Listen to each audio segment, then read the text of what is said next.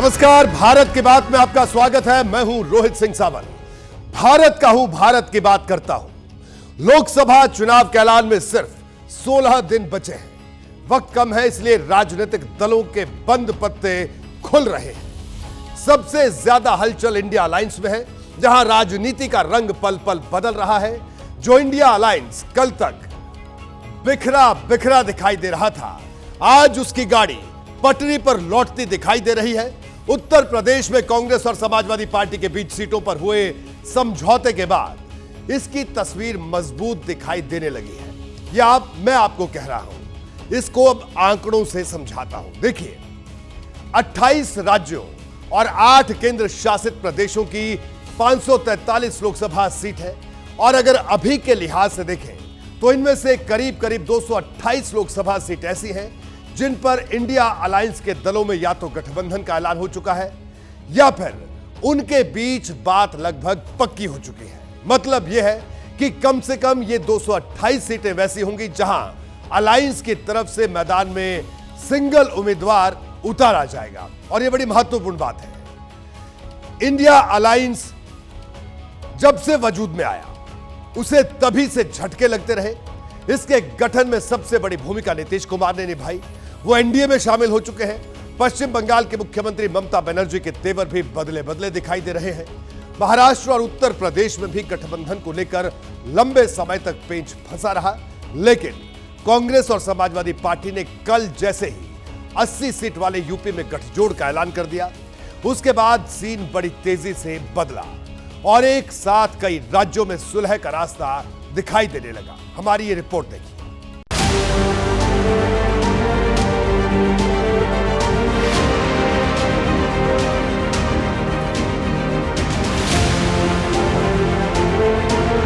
ইন্ডিয়ায় কি করবো না করবো আপনার ইলেকশন ভাববো।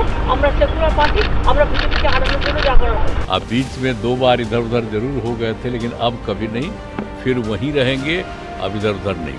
भाजपा के साथ हाथ मिला रहे हैं। देखिए, कोई कसर रहती है। आज मैं किस मुंह से इनकार करूं आपके सवाल। इंडिया गठबंधन बन तो गया था, लेकिन हर दूसरे दिन एक नई चुनौती सिर उठाकर खड़ी हो जाती। कभी पश्चिम बंगाल, कभी बिहार, तो कभी उत्तर प्रदेश। लेकिन 21 फरवरी को समाजवादी पार्टी और कांग्रेस की बातचीत ट्रैक पर लौटी और इंडिया गठबंधन के अच्छे दिनों की शुरुआत हो गई। क्या कांग्रेस से गठबंधन होगा? कब तक के लिए होगा? बहुत जल्दी। जयंत चौधरी के अलग होने के बाद अब यूपी के 2 लड़कों की पुरानी जोड़ी नए सिरे से लड़ाई लड़ेगी। 25 फरवरी को राहुल गांधी और अखिलेश यादव एक साथ नजर आएंगे। राहुल की भारत जोड़ो न्याय यात्रा जब आगरा पहुंचेगी तो इसमें अखिलेश यादव शामिल होंगे। इसके बाद राहुल, अखिलेश और प्रियंका की यूपी में साझा रैली भी होगी। अब जब यूपी में कांग्रेस और समाजवादी पार्टी के बीच सुलह हो गई है, तो अखिलेश फिर से सियासत का गुलदस्ता तैयार करने लगे हैं। इस गुलदस्ते में उसी तरह के रंग नजर आएंगे जैसे विधानसभा चुनाव के दौरान दिखाई दिए थे। समाजवादी पार्टी छोटे दलों को साथ लाने की कोशिश में है। एक जमाने में मायावती के खास रहे बाबू सिंह कुशवाहा की जन अधिकार पार्टी से संवाद जारी है। कुछ दिन पहले अखिलेश यादव और बाबू सिंह कुशवाहा की मुलाकात हुई थी। राहुल गांधी की यात्रा जब कानपुर पहुंची थी तो बाबू सिंह कुशवाहा की पार्टी के कार्यकर्ता इसमें शामिल हुए थे। इसके अलावा कुछ और छोटे दल ऐसे हैं जिन्हें साथ लाने की कवायद जारी है। यानी इंडिया गठबंधन न सिर्फ लाइन पर आ गया है, बल्कि अपना आकार भी बड़ा कर रहा। इससे पहले इस गठबंधन की गर्दन दिल्ली से लेकर हरियाणा और गुजरात तक फंसी थी। सीट बंटवारे पर केजरीवाल कांग्रेस की सुनने को तैयार नहीं थे, लेकिन अब यहाँ भी मामला सुलझ गया है। दिल्ली में कांग्रेस और आम आदमी पार्टी के बीच सुलह हो गई है। 4 सीट पर केजरीवाल के प्रत्याशी और 3 सीट पर कांग्रेस के प्रत्याशी उतर सकते हैं। नई Delhi, north west Delhi, west Delhi और साउथ दिल्ली की सीट आम आदमी पार्टी के हिस्से में जा रही, जबकि पूर्वी दिल्ली, उत्तर पूर्वी दिल्ली और चांदनी चौक पर कांग्रेस अपनी ताकत लगाएगी।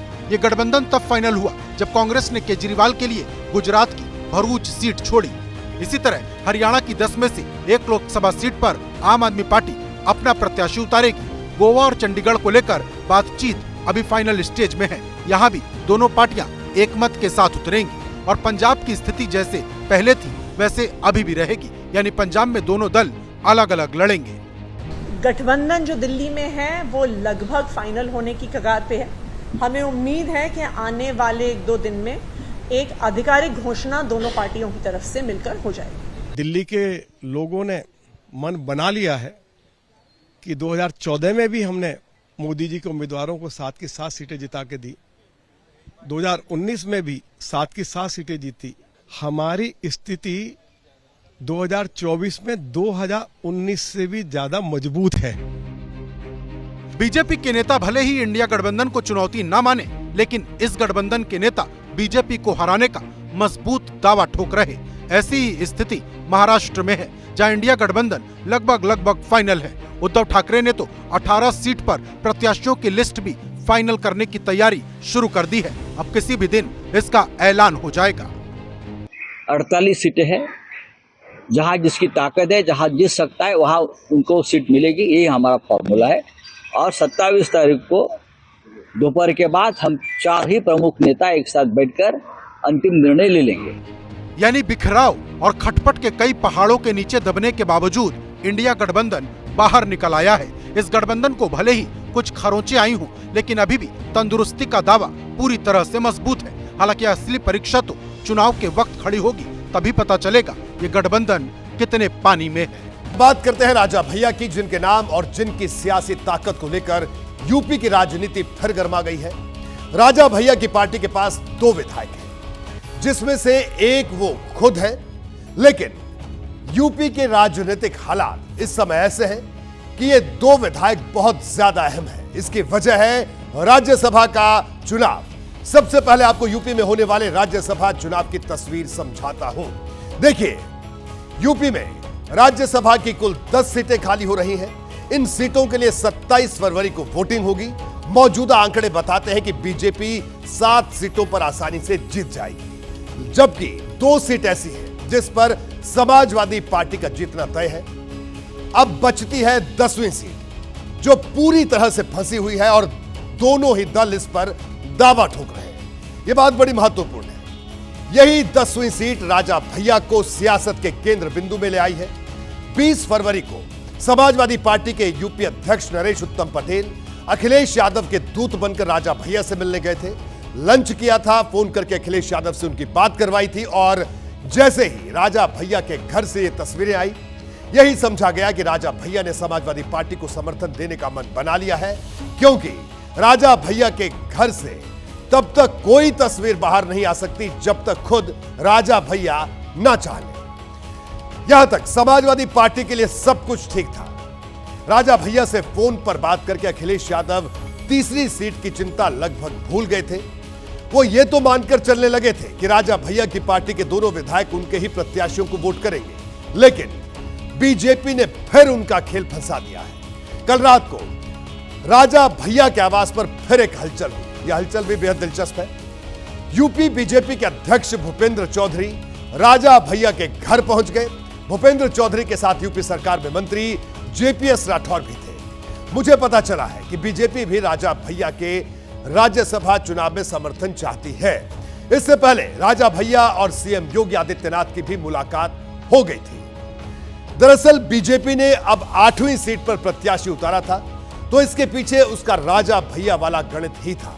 वो ये मानकर चल रही थी कि राजा भैया और बाकी दूसरे समीकरण के साथ वो अपने 8वें प्रत्याशी को जिता लेगी। मुझे पता चला है कि यही रणनीति बताकर अमित शाह को भी भरोसे में लिया गया और उसी के चलते दिल्ली से 8वीं सीट पर नामांकन को हरी झंडी मिली और अब राजा भैया अखिलेश यादव के करीब दिखने लगे तो बीजेपी की टेंशन भी बढ़ गई। आनंद फानंद में सीएम योगी से राजा भैया की मुलाकात हुई और बीजेपी के यूपी अध्यक्ष भूपेंद्र चौधरी राजा भैया के घर पहुंच गए। अब कुछ सवाल हैं और सवाल बड़े अहम और दिलचस्प भी हैं। राजा भैया किसके साथ जाएंगे? क्या वो अखिलेश यादव के साथ खड़े होंगे या फिर सीएम योगी आदित्यनाथ का साथ निभाएंगे?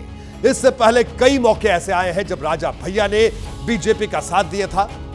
हालांकि तब की बात कुछ और थी और इस वक्त के हालात कुछ और हैं, लेकिन तस्वीर अभी भी दिलचस्प बनी हुई है। क्यों आखिरी वक्त में राजा भैया ने अचानक अखिलेश यादव को गच्चा दे दिया था और कैसे समाजवादी पार्टी के साथ राजा भैया के रिश्ते बिगड़ते चले गए? इसको विस्तार से समझने के लिए देखिए हमारी ये खास रिपोर्ट।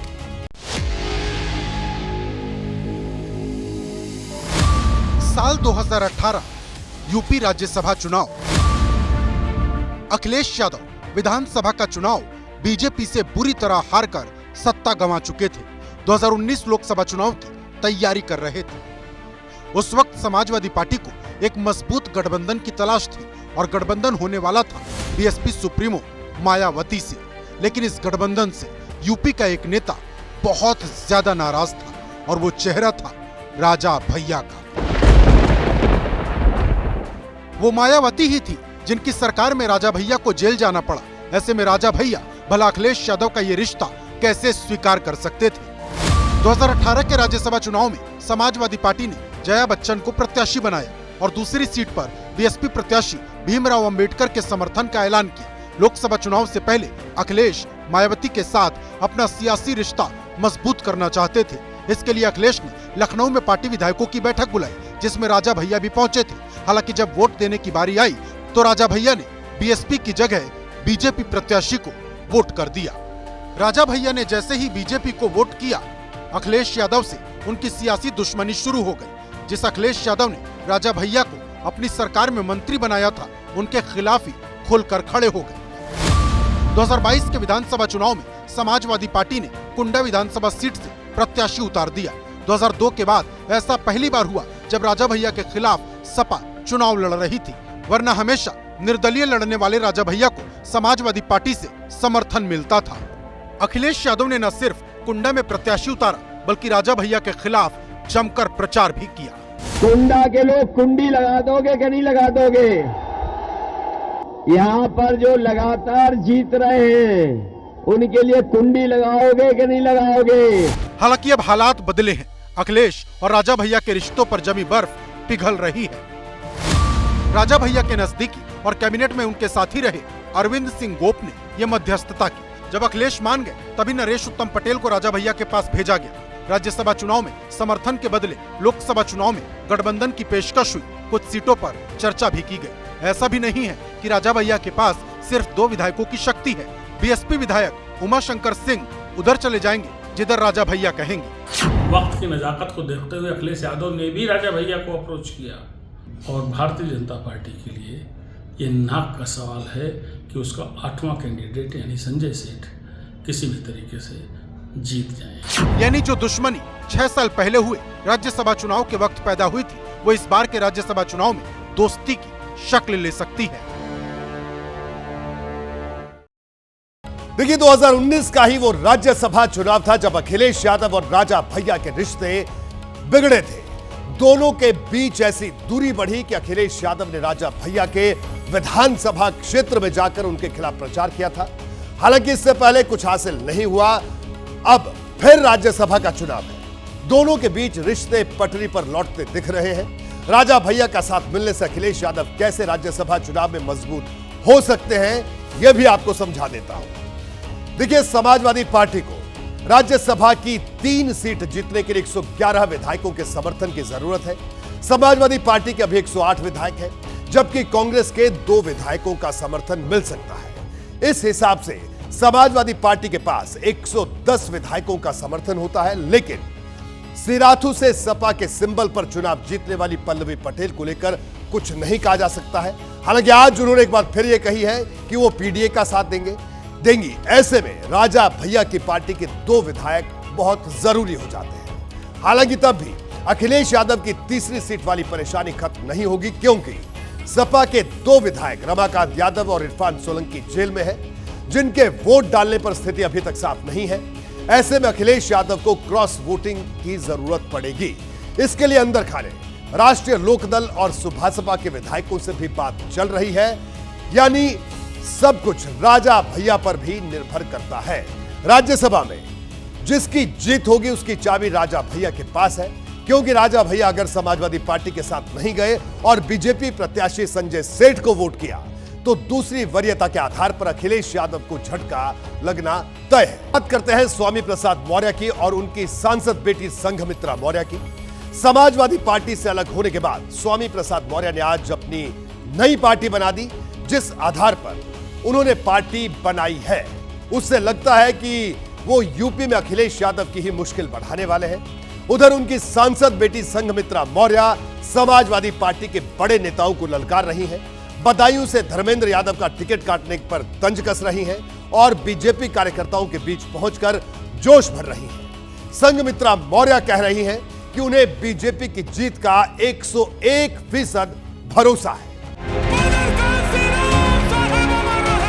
परिवार एक, लेकिन रास्ते पूरी तरह से अलग अलग। स्वामी प्रसाद मौर्य ने दिल्ली में नई पार्टी का गठन कर लिया। नाम रखा राष्ट्रीय शोषित समाज पार्टी। निशाने पर थी बीजेपी और लक्ष्य था बीजेपी को सत्ता से दूर करने का।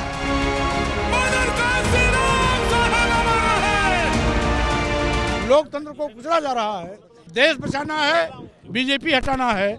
लोकतंत्र बचाना है तो बीजेपी हटाना है। पिता भले ही बीजेपी को बार बार कोसे, लेकिन बेटी की आस्था अभी भी बीजेपी में है।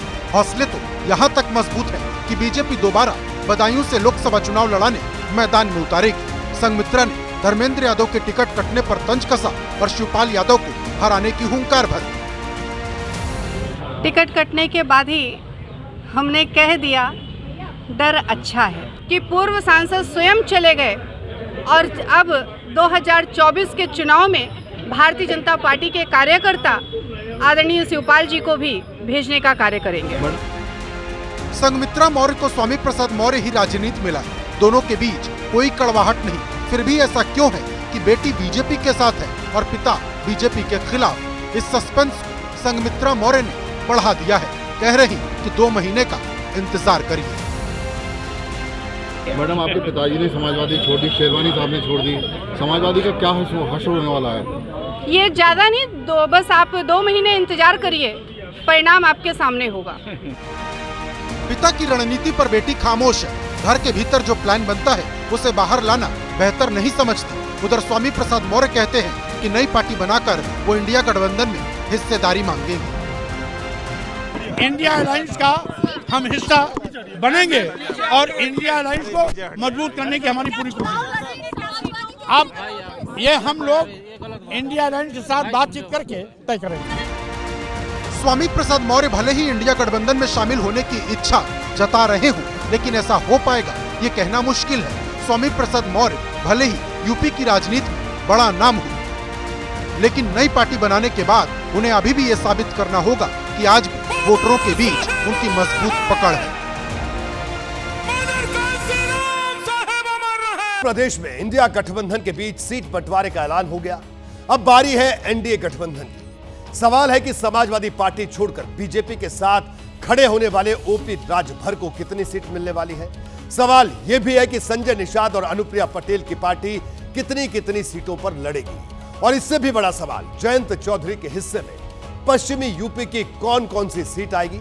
आज मैं आपको इन सभी सवालों का जवाब देने वाला हूं। देखिए यह खास रिपोर्ट।